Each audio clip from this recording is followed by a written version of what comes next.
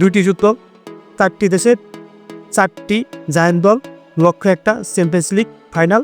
তুমি কি প্রস্তুত ইউরোপের এই 2টি মহারণ দেখার জন্য? কারা কারা যাবে মিউনিকে? চলো আজের বিশ্লেষণ করি, খেলোয়াড় থেকে ট্যাকটিক্স সব কিছু।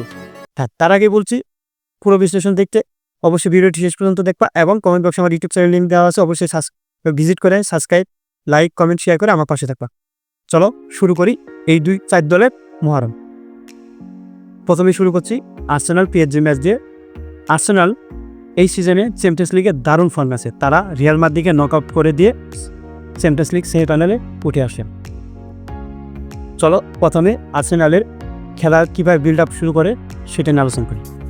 তো মিকেল আর্তেতা প্রায় তার পজিশনগুলো ডিফেন্স লাইন থেকে শুরু করে এবং তার সেই সেন্টার ব্যাকরা যারা আছে তার উপর দিয়ে বল চালানো শুরু করে। ঠিক সেই সুযোগে মিকেল আর্তেতার যে ফুল ব্যাকরা আছে তারা কি করে মাঝমাঠে ঢুকে গিয়ে একটা ইনভার্টেড পজিশনে চলে যায়, যা তার মিডফিল্ডার কন্ট্রোল করতে ওই বড় ভূমিকা রাখে। এবং ঠিক সেই সুযোগে ডেকলান রাইস বলগুলো সিকিউর করে এবং ওডিগার সেগুলো উপরে দিয়ে ডিস্ট্রিবিউশনে সবচেয়ে বড় ভূমিকা রাখে।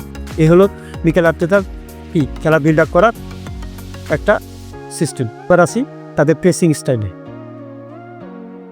আর্সেনাল মাঝারি উচ্চতায় তাদের বল প্রেসিং করতে বেশি স্বাচ্ছন্দ্য বোধ করে এবং তারা মিডফিল্ডার থেকে প্রতিপক্ষ মিডফিল্ডার থেকে দ্রুত বল কেড়ে নিয়ে কাউন্টার অ্যাটাকে চলে যায়।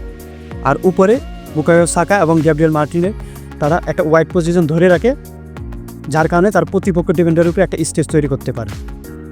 আক্রমণে মিকেল আর্তেতার বড় শক্তি হচ্ছে তার ট্রায়াঙ্গেল তৈরি করা। হ্যাঁ, ডান দিক থেকে বুকায়ো সাকা, হোয়াইট এবং গ্যাব্রিয়েল মার্টিনের একটা ট্রায়াঙ্গেল তৈরি করে, যা একটা ভয়ঙ্কর কম্বিনেশন তৈরি করে প্রতিপক্ষ ডিফেন্ডারকে কি দুমড়ে মুচড়ে ফেলার মতো।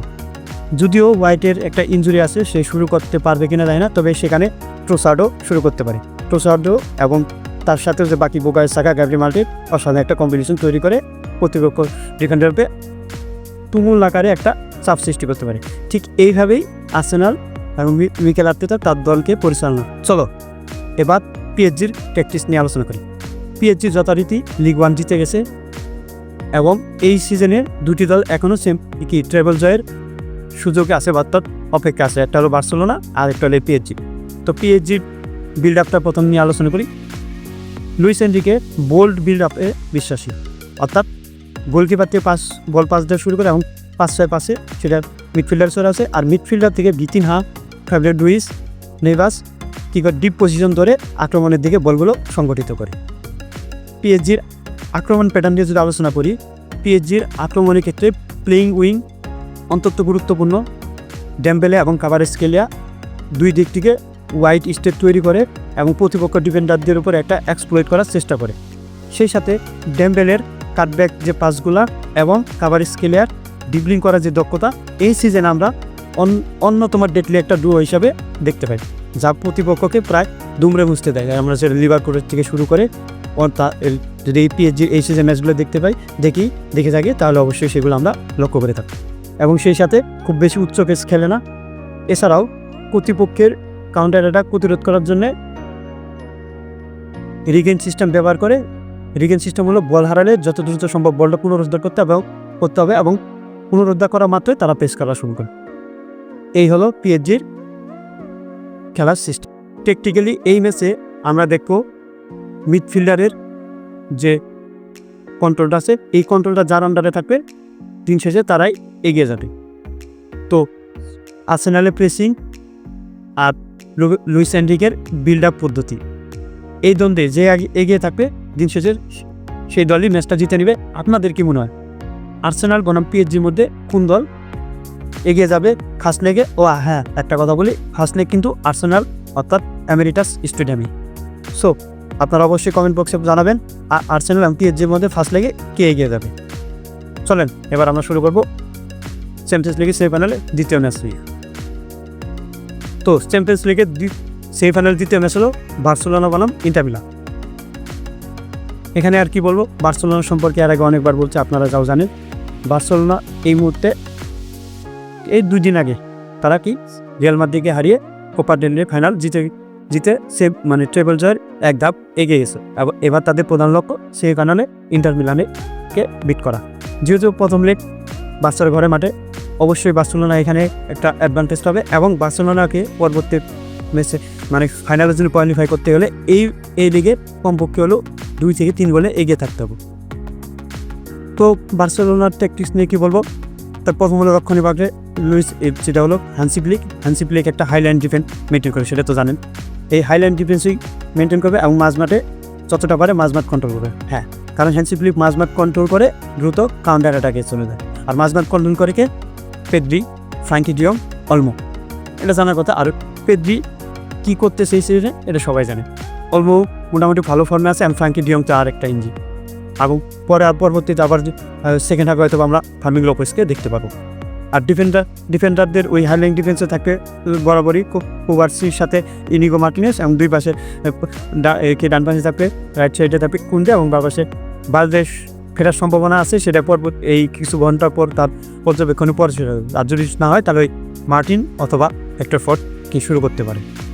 আর ফ্রন্ট লাইনে লেওয়া ফিরতেছে না ফার্স্ট লেগে, তো স্বভাবতই রাফিনা, ফেরন আর ইয়ামাল শুরু করতে যাচ্ছে। এবার আসি ইন্টারের প্র্যাকটিস নিয়ে।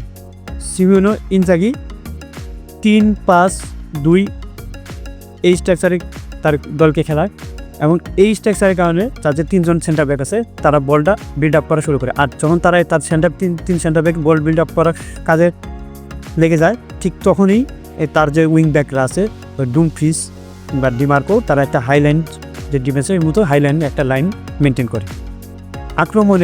ইন্টারের আক্রমণের কথা যদি বলি, তাহলে লাউতারো মার্টিনেজ এবং মার্কোর মধ্যে একটা সাপোর্টিভ একটা কম্বিনেশন তৈরি হয়। আর ঠিক সেইখান থেকে মিডফিল্ডার থেকে সালহানগু আর হলো বারেল্লা, এরা কী করে বলগুলো সামনে দিয়ে এমনভাবে এগিয়ে দেয় তাদের ফরওয়ার্ড লাইনের কাছে, তাদের যে ফরওয়ার্ড লাইনে মার্কো বা লাউতারো মার্টিনেজ থাকে তাদের জন্য একটা চ্যানেলের মতো দ্বারের মতো হয়ে যায়, খুলে যায়। আর ঠিক সেই সুযোগটাই লাউতারো মার্টিনেজ বেশি গ্রহণ করে এবং বেশিরভাগ টাইম গোল করে তার দলকে এগিয়ে দেয়। তো বার্সেলোনাকে কী করতে হবে, এই যে বারেল্লা বা সালহানগুয়ার যে বলগুলো, এগুলো অবশ্যই প্রতিরোধ করতে হবে, নইলে লাউতারো মার্টিনেজকে আটকানো কোনোভাবেই সম্ভব না। এই ছিল টেকটিক্যাল অ্যানালাইসিস। তো এই টেকটিক্যাল অ্যানালাইসিসে বার্সেলোনা এবং ইন্টারের মধ্যে কে এগিয়ে যাবে সেটা অবশ্যই আপনারা কমেন্ট বক্সে জানাবেন। তবে যেহেতু বার্সার এই সিজনে একটা ভালো ফর্মে আছে, এই লাস্ট কয়েক ম্যাচে ইন্টারে খুব বাজে অবস্থা গেছে, যার কারণে তারা গত ম্যাচেও রোমার সাথে 1-0 গোলে হেরে, যেখানে কিছুদিন আগে পর্যন্ত ইন্টারও ছিল টেবিল জয়ের দ্বারপ্রান্তে, মানে টেবিল জয়ের স্বপ্ন দেখতেছিল। তারা হুট করেই প্রথমে তাদের যে লিগস কাপ যেটা বলা হয় গড়া, সেটা বিদায় নেয়। দেন তারপর তাদের যে লিগ টাইটেল আছে, লিগ টাইটেল দিয়ে সে এক নিমেষে তারা আর কি এই লাস্ট ম্যাচগুলোতে খারাপ করার কারণে এখন 2 নম্বরে নেমে যায়। আর এই দিক থেকে বার্সেলোনা লিগে এক টপে আছে এবং অলরেডি তারা একটা কাপ জয় করে নিয়েছে।